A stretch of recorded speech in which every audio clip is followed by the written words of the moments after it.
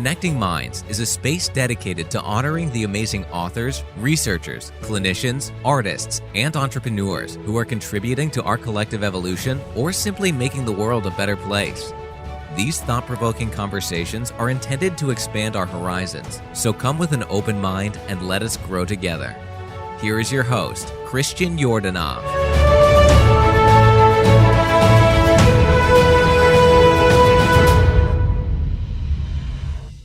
Hello and thank you for tuning in to Connecting Minds. My name is Christian Yordanov and I am so excited to bring you this podcast.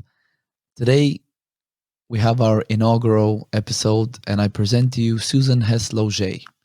She is the writer, producer and director of the film called The Way of the Psychonaut, Stanislav Grof's Journey of Consciousness. Now this film is set to be released on the 14th of October, which is a day before this episode is released, which means that if you're listening to this now, you can go to the website thewayofthepsychonaut.com to watch the film on demand or download it. It's also available on Google Play, Apple TV, and Amazon Direct. I for one, cannot wait to watch it. I will also, of course, have the links to the film in the show notes of this episode. But in case you have not been acquainted with Stanislav Grof's work yet, very briefly, he is the Czech psychiatrist who is one of the founders of the field of transpersonal psychology, and he's a researcher into the use of non-ordinary states of consciousness for purposes of exploring healing and obtaining growth and insights into the human psyche. Albert Hofmann, the man who first synthesized LSD, called Stan Grof the godfather of LSD. He has done a tremendous amount of psychotherapeutic work and research with LSD before it was made illegal, and he continued his work after that with his development of what is known as holotropic breathwork, which is very much still growing around the world as a therapeutic modality. So he's a fascinating man, and he's really contributed a lot to various fields. Of course, he co-founded transpersonal psychotherapy, psychology, so truly a great man. And Susan has done a great job of telling his story in this film. They have some videos on the website already available, or they had already available before the release of the movie that I watched, and just a tremendous job with telling his story. A little bit about Susan. Susan Hess Logeais brings her passion as a social activist to her work as a filmmaker, creating thought-provoking and inspiring films. Her background as a dancer, actress, and perpetual student allows her to craft stories that do more than entertain. She also blends the knowledge and understanding earned from over 30 years of spiritual exploration with her technical experience as a filmmaker, providing her with a unique perspective on building projects that draw the viewer into a heartfelt experience of the story. Susan holds a BA in Interdisciplinary Studies with a concentration in Transformational Entertainment and Human Consciousness, and is working on her Master's in Philosophy, Cosmology, and Consciousness. Truly a fascinating person. I really, really enjoyed our conversation together. She definitely opened my eyes to several topics that I'm going to be researching, a few books I'll be reading.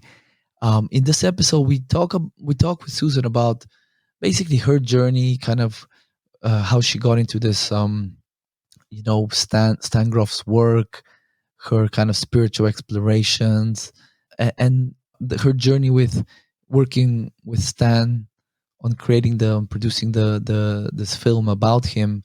We also kind of near the end, we also get into some deeper topics that I found fascinating, and I hope that you will too. Remember, on christianyordanov.com, we will have show notes for each of our episodes in the future.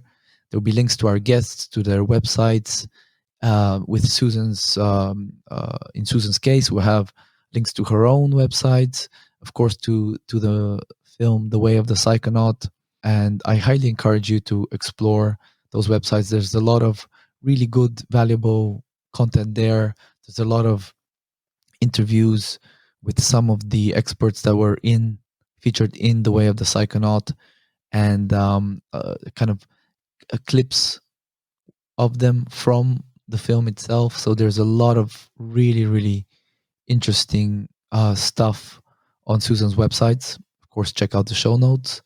Another thing, this interview is also available in video on YouTube. There will be a link in the show notes in your podcatcher, podcast player. And yeah, I think that is all. I really sincerely thank you for joining us on this first episode, and I hope that you will keep coming back for more. We have some amazing guests lined up.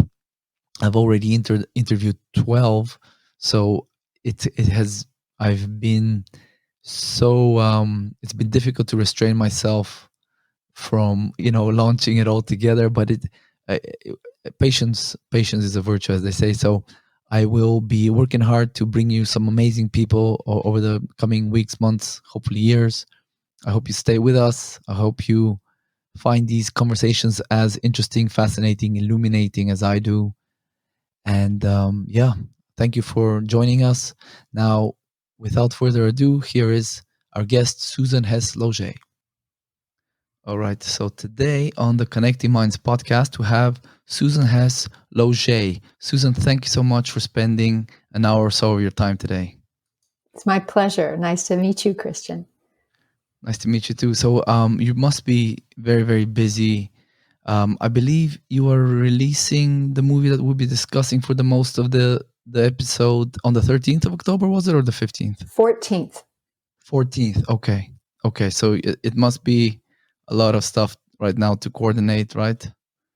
Yeah, so that's even all the, more of an honor to have you on. So let's start with a little bit of your background. Can you tell us a little bit about your background and what kind of got you into filmmaking and how you got to where you are today? Well, I actually come from a ballet background. I started as a ballet dancer and was actually danced 1 year with San Francisco Ballet. And then at the age of 18, just pretty much decided that wasn't what I came here to do, and modeled for a number of years and acted for some period of time. And again, realized that it's not really what I like to do. But it was when I was acting and I was watching how productions took place. I saw the crew, camera, lighting. I saw all the elements that come into play. And then very disillusioned, I left New York City and moved to the West Coast and spent 9 months in Grants Pass, Oregon. And I ended up working with children, middle school students, at-risk youth. What did I do? Choreographed a musical for amateur community members that wanted to participate in a musical. And what I discovered was the greatest joy I'd ever felt was seeing other people do well, helping them achieve their best. And what had always been sort of this dissatisfaction with whatever I did, because I needed other people to tell me that I was good, suddenly I felt that I was doing something that was really value. And I discovered this tremendous sense of joy. And that just propelled me to write stories. And I did produced and wrote a feature-length film that I also acted in. And then I ended up directing a series of... Nerves of Steel, was it? Is that the Nerves of Steel? Nerves of Steel was my first documentary project about the ballet studio where my daughter was dancing.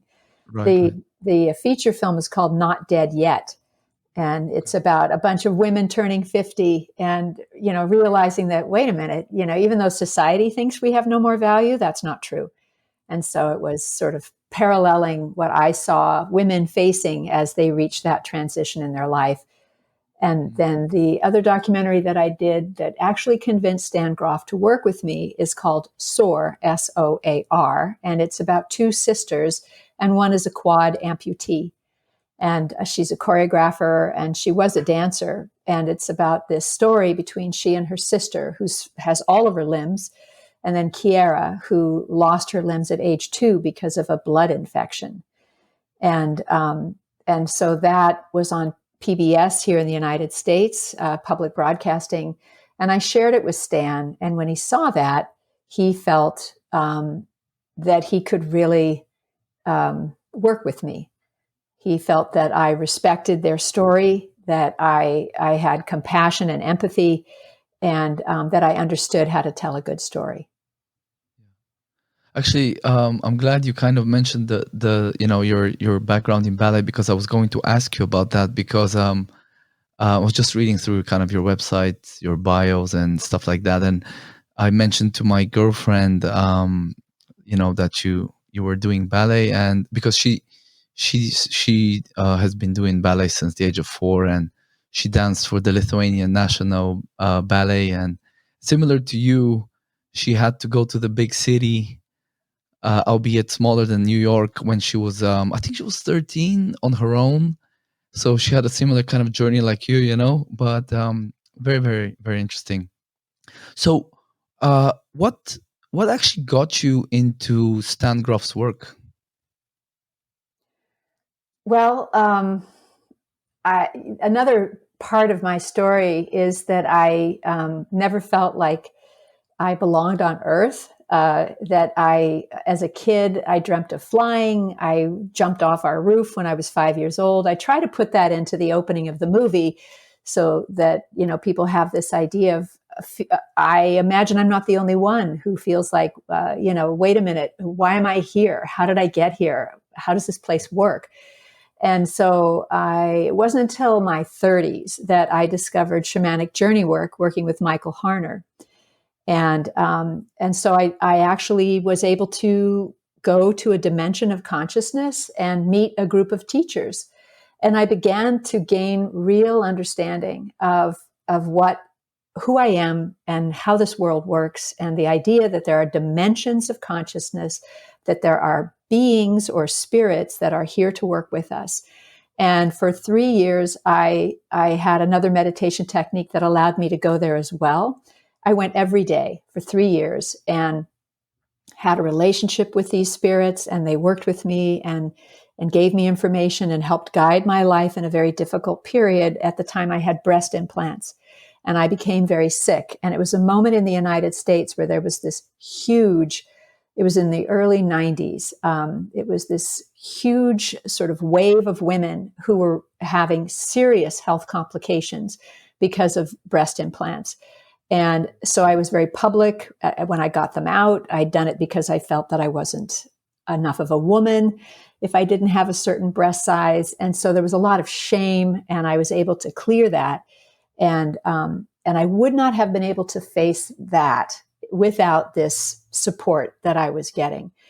And so I ended up leaving the United States. I went to France. I met my husband. We got married. And then we couldn't have children. And I tell this story in the movie just briefly to let people know what drew me to Stan. But it was this understanding that I had associated myself to a dimension that wasn't part of really this physical place. And so, yes, there was surgery involved that helped me become pregnant, but I let go of that spiritual practice, and I fully got here on the planet. It's like, if you're going to have a physical act of pregnancy and giving birth, you need to be fully here. And I wasn't. And so I made that choice. And when my kids got to a certain age, I tried to go back out through the shamanic journey work. Nothing. And so then I just felt like, but I need that information. I need that connection. I'm ready. I thought, well, let me see if I can do LSD. That opened me up when I was younger, in my 20s. That's what sort of opened me to the whole idea. But now I'm a middle-aged woman. It's illegal. I have children. Where am I going to find it? What do I do? Hey kids, I'm going to go do some LSD. No. So I thought, okay, I'll participate in a trial. And I started looking into psychedelic trials. And then I found Stan's name. I saw, holotropic breathwork. I've done rebirthing. I can do that. So I said, but I want to hear him speak. I went to his website, and I highly recommend anyone who hasn't visited his website. So many papers, so much information, so many books. I was able to read so much. And I thought, well, I want to learn from him. So I signed up for a workshop that he would be speaking at. And I heard him speak. he covered all the subjects that I had loved so much: mythology, quantum physics, tantric science, shamanic journey work, all these theories of Eastern spiritual traditions. And I thought, if I tell his story, then I will complete my understanding of knowledge and be able to share what I had learned up to that point. So I had to tell a story. So what year did you come across his work? It's 2013, roughly? I think. Okay. Yeah, okay. 2013. And then you started planning the movie in 2014, correct? Well, 2013, when I first met him, I really wanted to tell his story, but at the time, his deceased wife, Christina, was still living. Stan and Christina's health was not good. And Stan was just sort of pulling back from public life. And so there wasn't really access to him. And then I learned that his wife, Christina, passed in 2014 in June. Then there was a conference honoring him in October. I had become interested in archetypal astrology, which is something that Stan developed with Richard Tarnas when they were at Esalen. And so I had a reading by someone named Matthew Steltzner. And Matthew looked at my chart and he said, and I told him what I wanted to do. I want to tell Stan's story. And he said, well, your chart is perfect. It aligns with Stan's. You're second Saturn return and Stan's third Saturn return. And this is perfect. You're the one. There's a conference. You need to go. And I did. And I was able to meet Stan and found courage and just said, I want to make a movie about you. And May and Bill Melton joined me. And it was their participation that really got this thing going. Okay, so I think for folks that are not so familiar with Stanislav Grof, can you maybe give us a brief history of, he has had a very rich life, so it will be a difficult and lengthy story to tell. But can you give folks an idea of who this man was, what he did, and what aspects of his life did you cover in The Way of the Psychonaut, Stanislav Grof's Journey of Consciousness? Well, I actually tried to give the full scope of his life. He grew up in Nazi-occupied Prague, and he was, I think, 8 years old when Prague was, the Nazis arrived and just took over. So he had the experience of the Holocaust. There were Czech resistance fighters that had escaped and were dropped in by parachute from England. They managed to blow up or shoot this Reinhard Heydrich, which was the third highest ranking officer in the Nazi, SS party. And he was the architect of the Holocaust. And he died of his wounds a few days later. And Hitler wanted to kill 10,000 innocent Czechs. And he ended up killing 5,000. But while these resistance fighters were hiding, Stan remembers every few minutes a siren going off, which signified that they had just killed another innocent citizen because they wanted the local population to give up these resistance fighters. Stan was 12 years old at the time, and males over the age of 15 were the people that were pulled for those assassinations. And so they had after the Nazis were defeated, they had 3 years of peace, and then the communist takeover took place. So he grew up with the Nazis, then the communists, and as a student, he was arrested and held in jail for a few months. This would have destroyed his career. His brother Paul says that this would have just destroyed his career. With that mark, no one in the family would have been able to advance beyond anything but just menial labor. And for some reason, Stan was the only one of the students that were arrested that got away with it. They couldn't charge him with anything. Then the director of a school where he went was sick when Stan arrived, recovering from a heart attack, I think, never read his file. So Stan was this amazing student. And when he graduated, they gave him President Gottwald, head of this Communist Party, gave him a gold medal publicly. Wow. And so he was about to get into medical school. And now it's like, but wait a minute, he was arrested, but they couldn't prove anything. He got this gold medal. It's too embarrassing to go back. We can't take that medal back. So they let him go into medical school. His brother Paul was able to go to medical school. And Stan excelled again. And it was his first LSD experience, as he calls it, a freshly baked psychiatrist that changed his life. Prior to that, everything he did was electroshock therapies and insulin-induced comas. And I think he did, I hope I don't get it wrong, I think he did like 10 insulin comas a day and 15 to 20 electroshock sessions a day. So it was just this factory system of shocking, he calls it medieval psychiatry. And so when he discovered psychedelics, that was it. So 10 years of research. First, is this pharmacology? Can we tell what it's going to do? And the answer was no. There's no, you can't, one person takes the same substance more than once, has a totally different experience. There's no predictability. People, you give the same substance to a different, series of different kinds of people, everybody has a different experience. So there was no way, it's not pharmacology. It's nothing you can predict, like an antibiotic or a aspirin or something. Just can't do that. It's an amplifier of the psyche. And so then Stan spent 10 years, or this part of that 10-year period was, so what does it do? And that's where he discovered that it unlocks the deep psyche. And transpersonal psychology, which he co-founded with Abraham Maslow and Tony Sudich, is the idea that the deep psyche represents also the collective unconscious.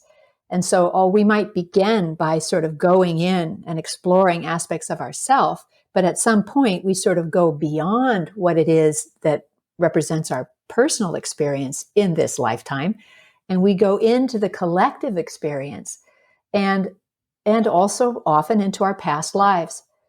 So transpersonal psychology was trying to say we are more than our biography from the moment we're born. And he also saw that the birth process itself had a dramatic influence, and there were 4 stages, and that it would, depending on how those experiences went and the kind of birth experience an individual had, those unconscious memories could be influencing decisions and behaviors as that person went through their life.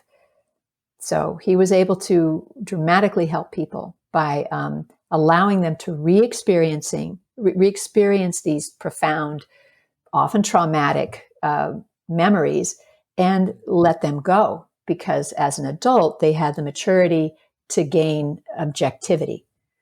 So that represents his work. He went on to the United States, 14 years at Esalen, work at Spring Grove. Then LSD was shut down. And his time at Esalen was bringing in thought leaders in quantum physics, psychology,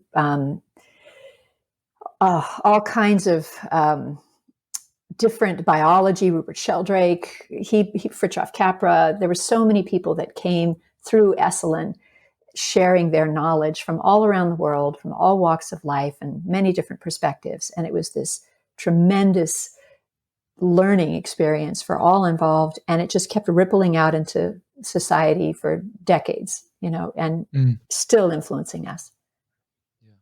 I love, well, first of all, I love the little because for folks listening, there are little segments of some of the interviews. I'm not sure if it's all the interviews of folks in the film. So I'll have links in the show notes for people to watch. They're very interesting. But I was watching a few of them today, and I love Rupert Sheldrake's work. I've been kind of immersing myself a lot into it.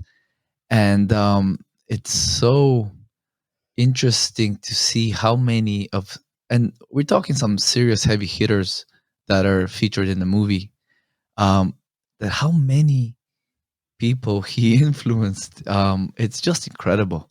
and how those people's ideas and theories and research fed back and enriched his work. It's just a really amazing process, which I feel like you've really captured well, even though I've only seen snippets, and I've read a little bit of Stan's work and some of his biography, but I also love the video where you talk about what you just mentioned, those perinatal matrices, the birth perinatal matrices, the 1 to 4, and how how important they can be, at least for some people, in shaping our behavior, our personalities, and certain, to a certain extent, the negative patterns of our behavior. But what I can't remember, was it yourself or someone else, but you talk about how many cultures around the world have these rites of passage that potentially are a way, similar to how psychedelics can induce, for us to access and process these perinatal experiences. Can you maybe talk a little bit about that? I don't even know some about that. Yeah, it has a lot to do with Rupert Sheldrake's, not Rupert Sheldrake, Joseph Campbell. Joseph Campbell met Stan in the early 60s, I believe, and Joseph Campbell is one of the most famous mythologists. He was a huge student of Jung, Carl Gustav Jung, and so Joseph Campbell brought this amazing perspective of mythological beliefs from around the world, and he had what he called the monomyth, and he could never understand how these cultures that had no connection with each other had a similar rite of passage that involved this myth, this death rebirth myth. Then when he met Stan and heard Stan's presentation about the 4 perinatal matrices, he understood that these cultures were reliving the memory of their birth. And so it made sense to him that this is something every human being must experience, and that it must have this profound impact on the psyche. And so a rite of passage, which is what a breathwork session might be, or a psychedelic session, and in indigenous cultures, it's what happens as a young person goes through puberty. And the idea is that you confront these fears. You have this death rebirth experience so that you reach a certain level of maturity and you can become a functioning, responsible member of your community. And so that's really how, Stan, through his friendship with Joseph Campbell, sort of came to this understanding of what that process represents. Now, do you cover how Stan developed holotropic breathwork in the movie?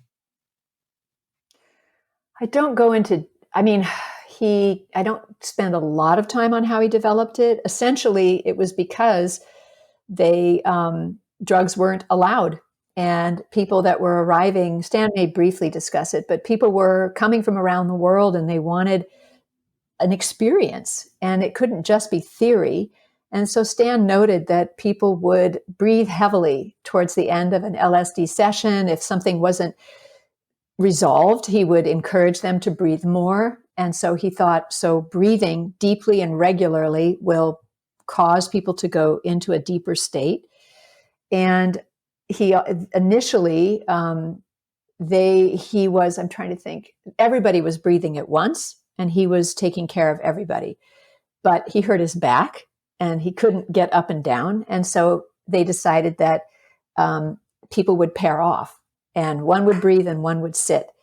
And Stan speaks about, in the end, that's really one of the greatest healing aspects of the breath work, is that for 3 hours, someone is going to give you their undivided attention. And whatever you need, they will be there for you. And so he talks about there's commission, and that is things that we experience that were done to us that caused us trauma. And then there's omission, things that we didn't get, that we needed in order to feel like we deserve to be loved. And so for this 3 hours, you deserve to be loved, and you get the sitter's 100% attention. That's amazing. Now, I know we kind of talked a little bit before we started recording. Could you give folks a little bit of an idea how the journey progressed once Stan was convinced that you were the right person, to do this production? How did things unfold? Well, we started just getting background, meeting together. Then there was a process of trying to write a story.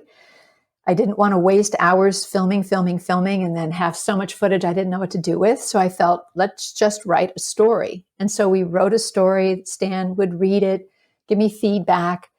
And once we agreed on what that story was, then I started filming reenactment sequences that would bring to life some of the key moments of his process.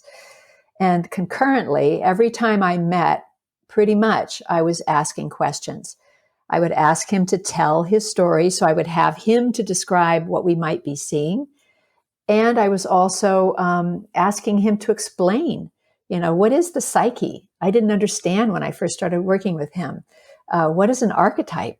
There were things that I felt that I represented the general audience. I don't have a background in psychology. I'm 62 and I'm working on getting a master's, so I'm kind of like I'm not really fully up to speed in everything that Stan knows and shares. And so I was learning and asking questions about what he knows and how he knows it. And so that guided our interview process and how I tell the story. So the reenactments, what does an insulin coma look like? What does an electroshock therapy look like? Stan would come back and say, yes, but I would have cleaned with alcohol before I gave the shot, and it's like, well, Right, Stan, right. I'm not going to reshoot it for that, or the fluid goes so fast, okay, we'll slow that down. But, or no, that's not quite how that works. Okay. So we would reshoot to meet the way it really took place. And Stan felt comfortable in the end that our reenactments are accurate and accurately reflect what he did. And it makes me happy because Stan has now a accurate portrayal of, in his own words, his beliefs and his theories, with imagery and storytelling to support it so that it's more easily understood. And there's less possibility of his teachings being distorted as we move forward into the future, because he got to explain it in his own words, and he approved the imagery that we used to explain it. Mm. And where did you shoot? All over. I mean, I'm in Portland, Oregon, so the reenactment footage was in my house, in a studio, outdoors, wherever we could find a place to shoot. We worked with a local dance company to incorporate them into this perinatal sequence. Most of the interview footage took place down in California in different people's homes, some in Stan's house. Initially, it would just be me with a camera and a little baby lighting kit, trying to do everything, and of course, not doing all of it well. And then I was able to hire a crew and worked with a cinematographer who lit and filmed, and for the most part, everything was very professional. Yeah. So you probably didn't have a massive budget to work with for this. I still haven't been paid. And I mean, I put my own money into it, and I'll probably never get it out. But I don't care, because, I mean, sure, I'd like to get paid. That would be nice.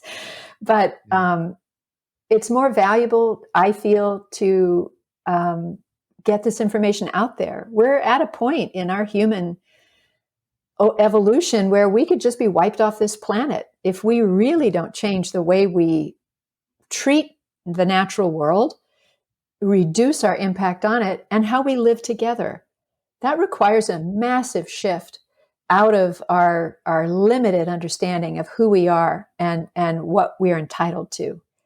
And so I don't see that happening without these powerfully transformative experiences.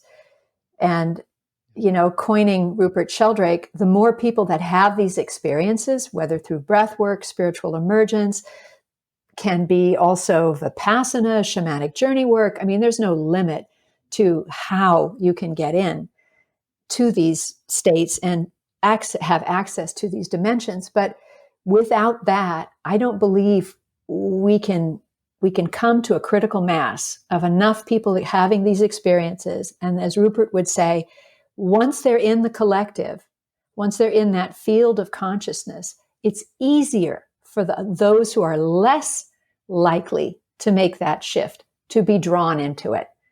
So you have to have pioneers willing to just sort of find their way there, and they strengthen that access to these dimensions, and then other people, it will be easier for them to follow. Yeah, I love that. And this is actually why I reached out to you, because these are the kind of people that I want on the podcast, is folks that are either, accelerating or breaking new ground in our collective transformation by first either spreading knowledge or by actually exploring, the realms of the unconscious, as to kind of quote one of Stan's books.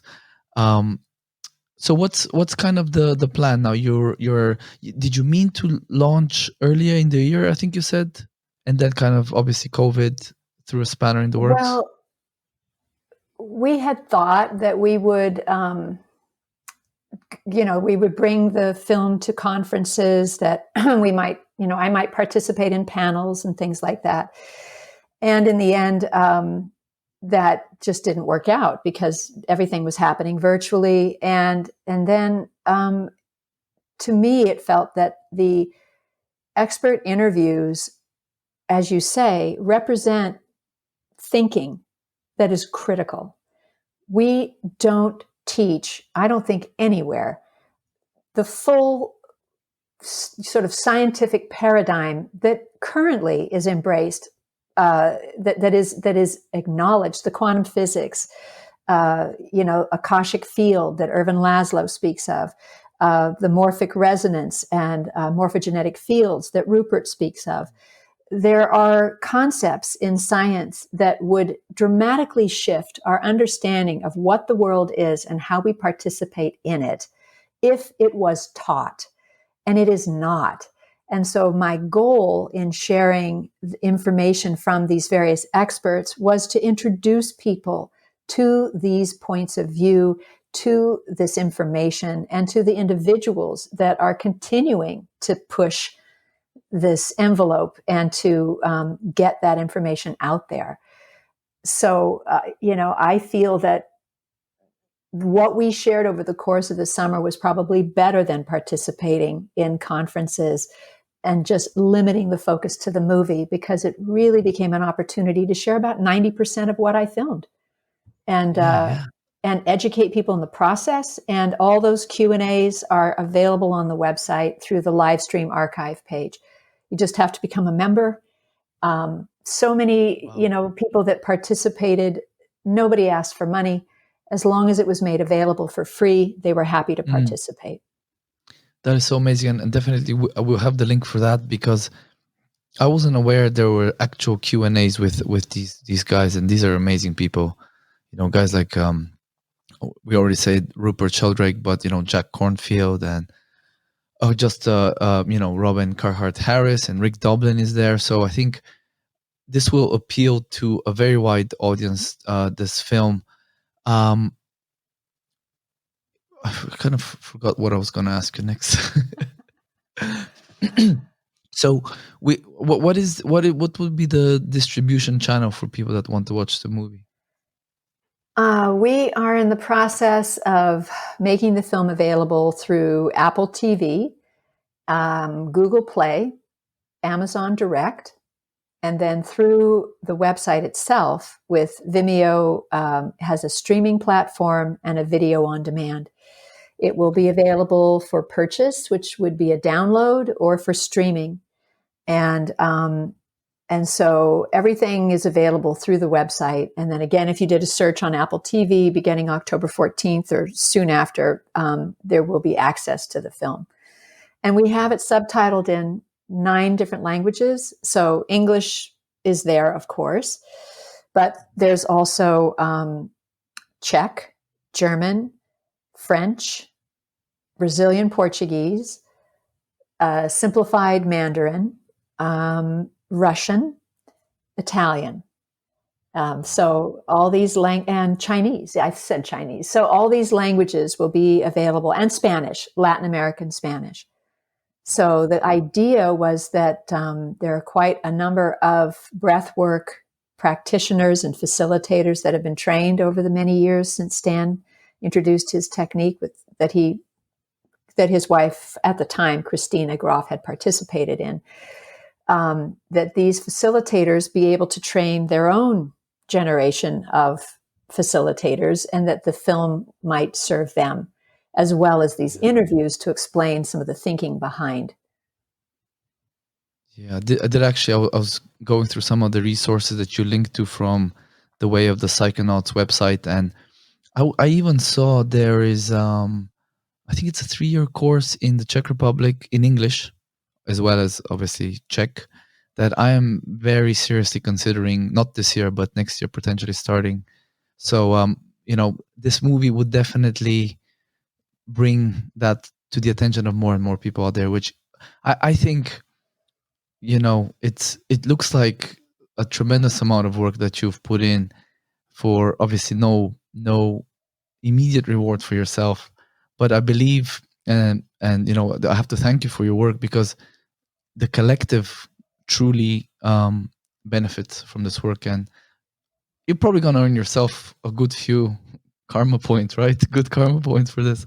I say that in the United States, we're having a pretty rough period of, I guess it's the Pluto return for the United States, and Pluto is the planet of disruption. And you've got, just as I said that, our glass recycling happened outside with a big crash.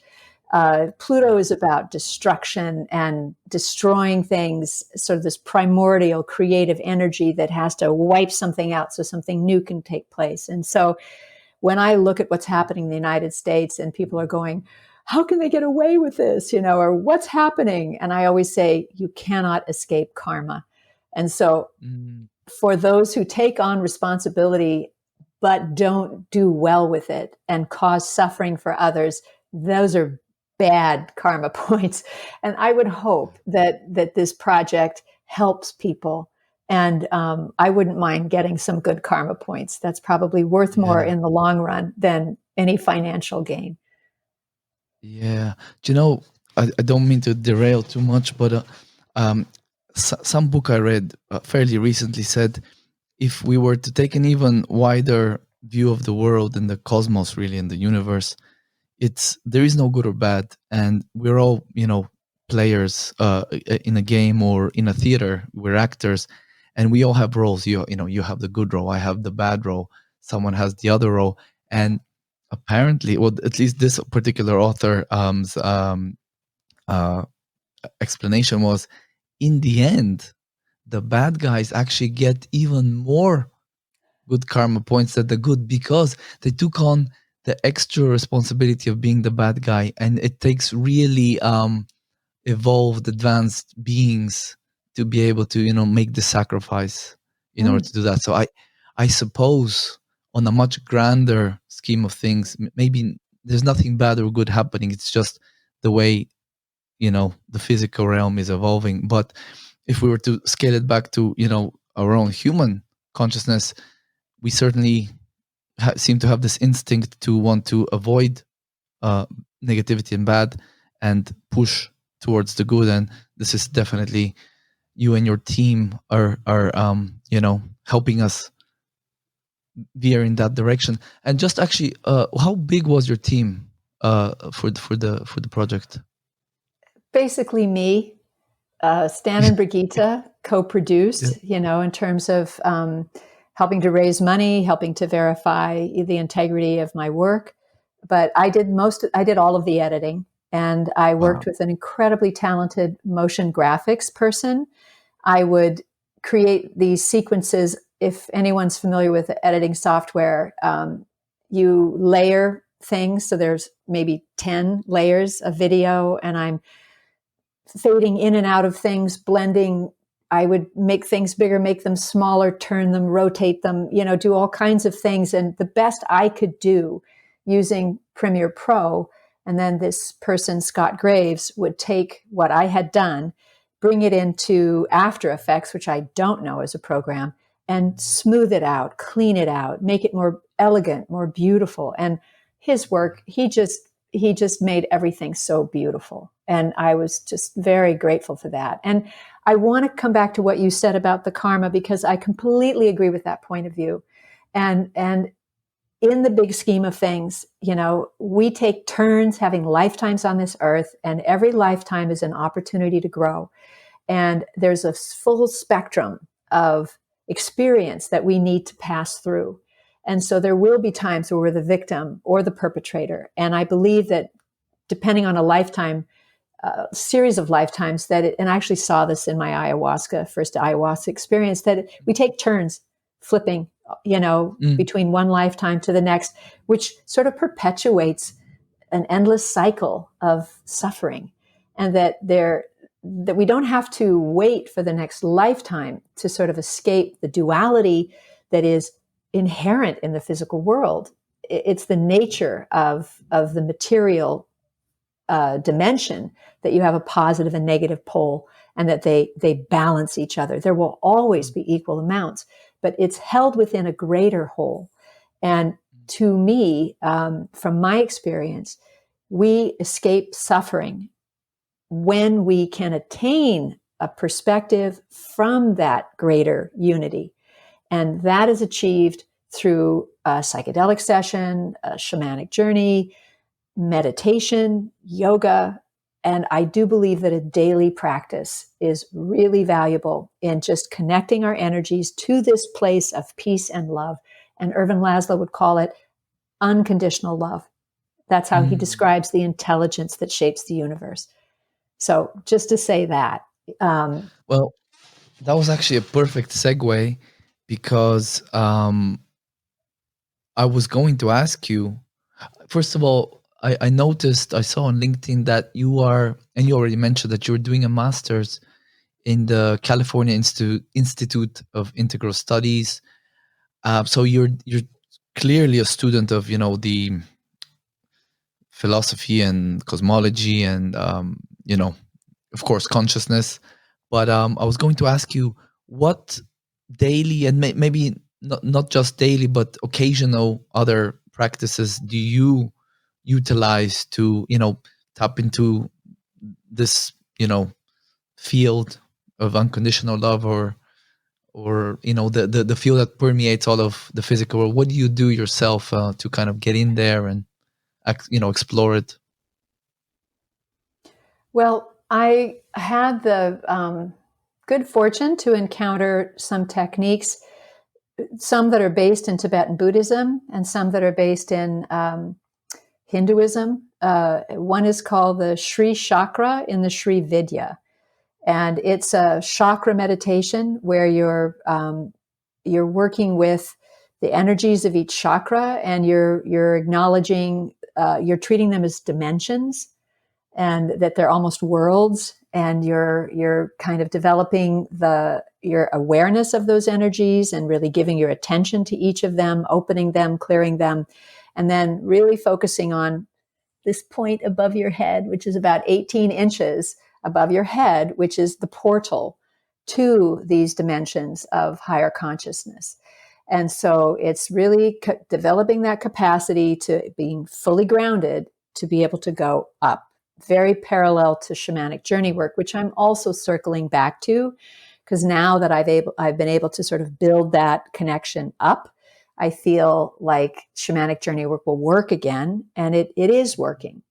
The other thing that I do is something called Chod, and it's this Tibetan Buddhist practice of it's sort of ritual sacrifice, in the sense that you imagine yourself as big as the universe, and you're offering yourself to these higher beings that are so delighted with your sacrifice that they bless you. And then, your spirit is out of your body at that point. And now you imagine all these souls that from all these dimensions, many in the middle world, as Michael Harner might say, souls that have agendas that aren't here for necessarily the best, for human evolution, that they feed on you. And by feeding on your purified form, they're cleansed of what might hold them back from moving forward. I've studied quite a bit of, different perspectives, and there's a similar theme is the idea of physical dimension that we live in as a sort of a middle world.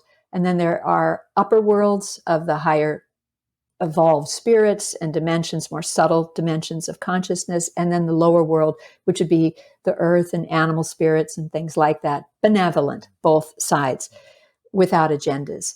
And the passage from this middle world to the upper world is a sort of a passerelle or a bridge. And if you haven't practiced that passage, you, in the course of your passing, someone might get confused and not go there. A death that happens abruptly, a suicide, an accident, if you're not prepared, then you might not make it. And then you're kind of lost in this limbo. And the goal of Che is to help those spirits find their way to this dimension and begin to do the work necessary for what comes after, be it another reincarnation or not, coming back into physical form, but remaining in a more subtle dimension. Yeah, these Tibetan, I'm kind of reading a bit here and there where I can. I recently, I have it here. I got a book in a secondhand bookstore, The Tibetan Yogas of Dream and Sleep. And since starting to read this book, I've noticed, actually I had my first lucid dream, I think 2 or 3 days ago, ever in my life. And I had read, or I had heard someone say that if you find yourself in a lucid dream, you must not try to control the dream. But it was just really awkward, and I kind of ruined it.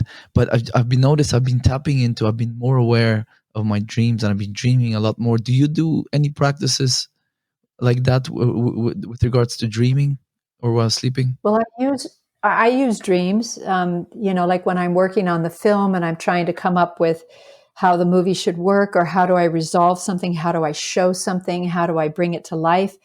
Often I'll just go to bed. And when I wake up in the morning, like about an hour before I wake up, I'll see it. It'll just play out in my mind. Or I'll have dreams that are very clear, often that feel that I'm out of my body visiting something else, or I am somewhere else. So I try to remain open to them. I haven't cultivated a practice of dreaming, but I really rely on them in periods of creativity for providing me with either the language or the imagery I need to complete something. And do you consciously set an intent before you go to sleep, or does it just spontaneously arise? It's much more helpful in going to bed to say, help me understand what I'm trying to do here. Help me, show me the best way to do it.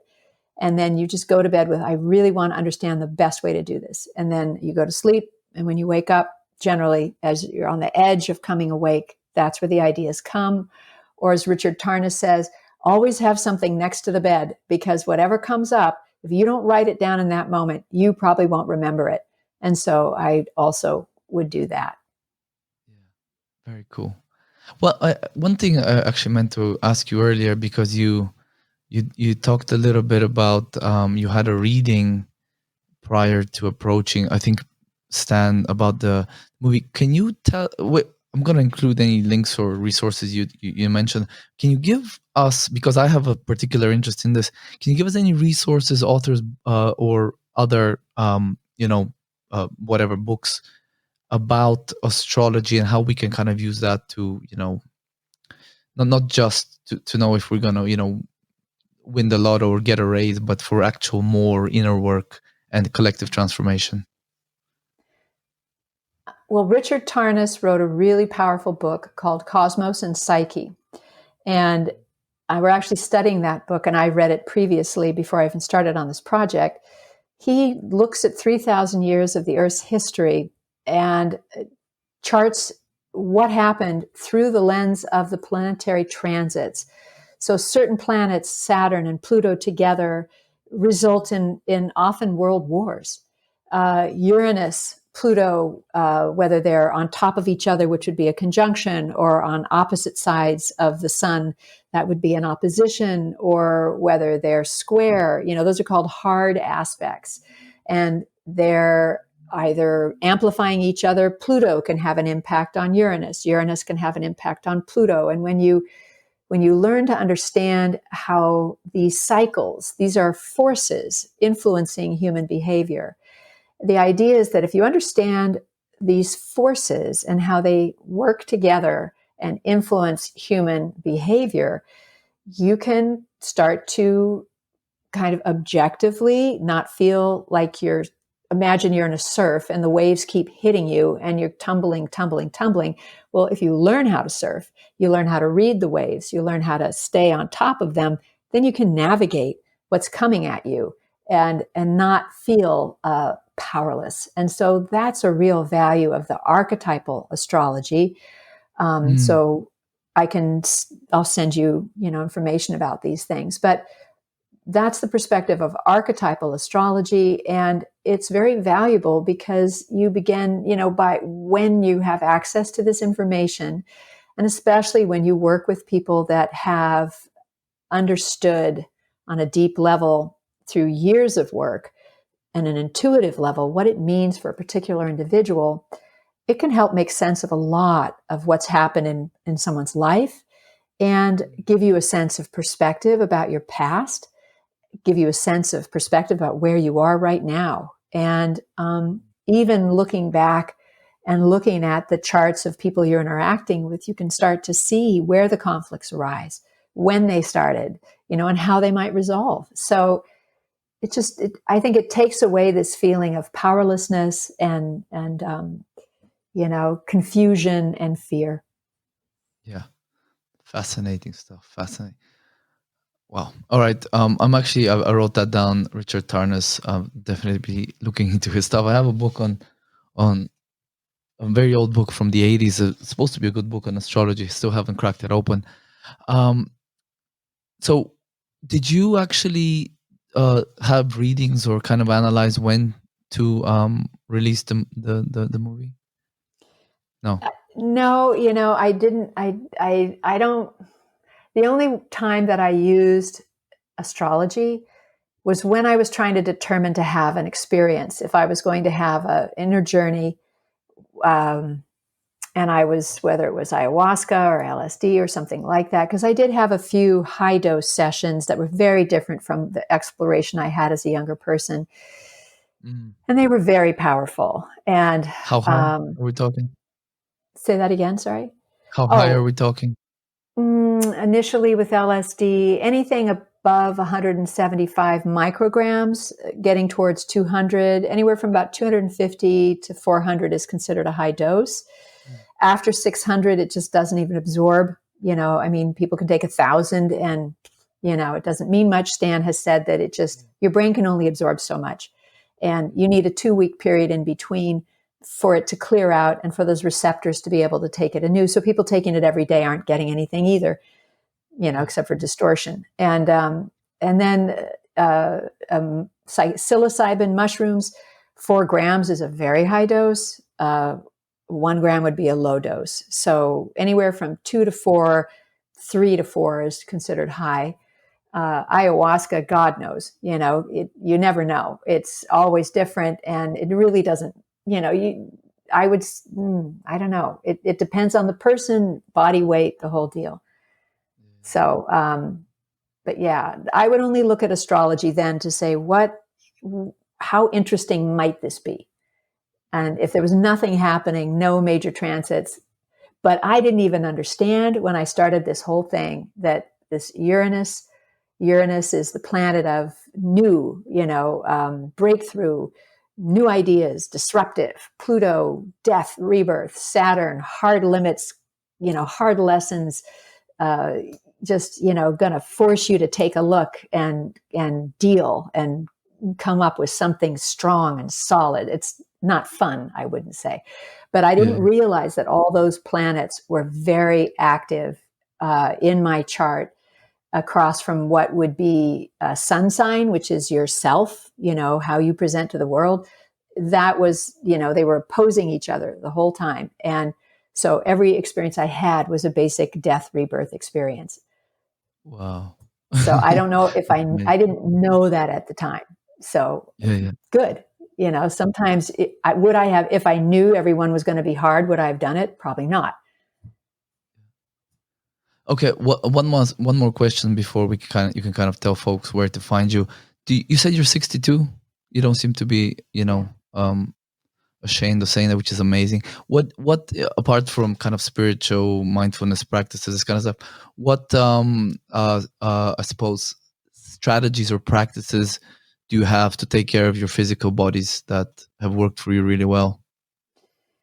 Well, I am definitely shifting more towards a plant-based diet, eating limited amounts of animal protein, basically because I just think they're treated so poorly that I would hate to cause more suffering. Industrial farming practices are just awful.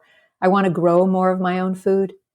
Movement that is, I love working out hard, but my body doesn't like it so much as I'm getting older. So sort of limiting what I do to what's necessary, and maintaining I don't want to be positive, like Pollyannish, everything's good, it's all beautiful, but trying to be very honest with my feelings.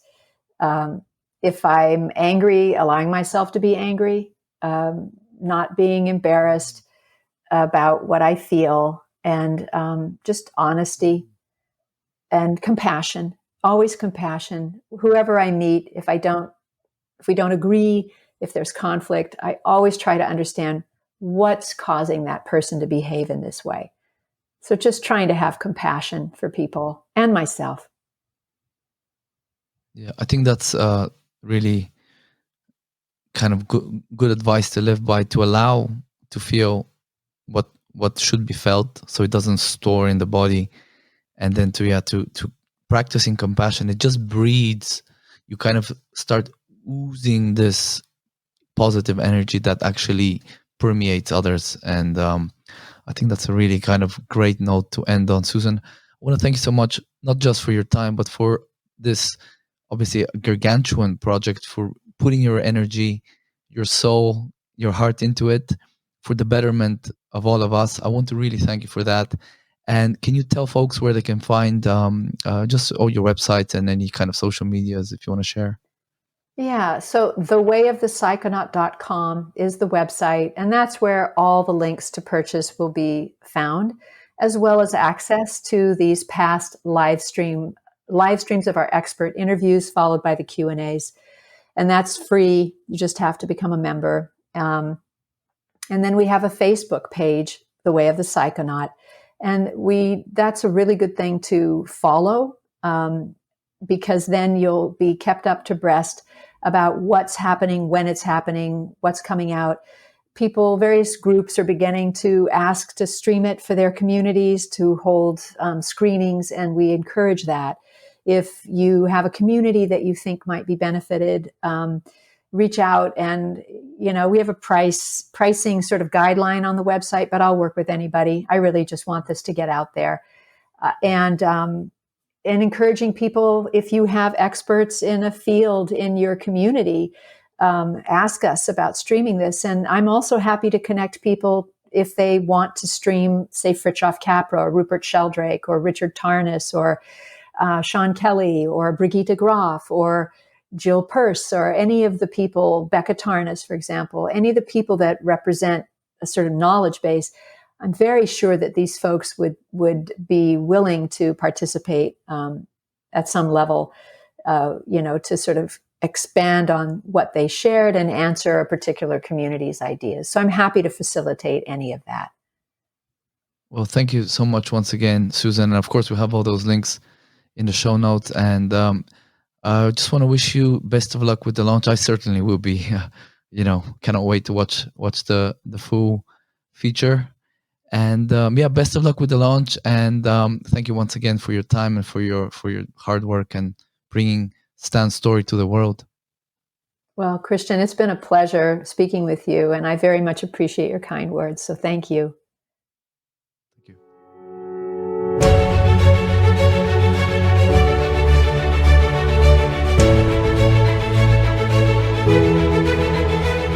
Thank you for listening to Connecting Minds. We hope you enjoyed this conversation and found it interesting, illuminating, or inspiring. For episode show notes, links, and further information on our guests, please visit christianyordanov.com. If you found this episode valuable, please share it with someone who might also enjoy it. Thank you for being here.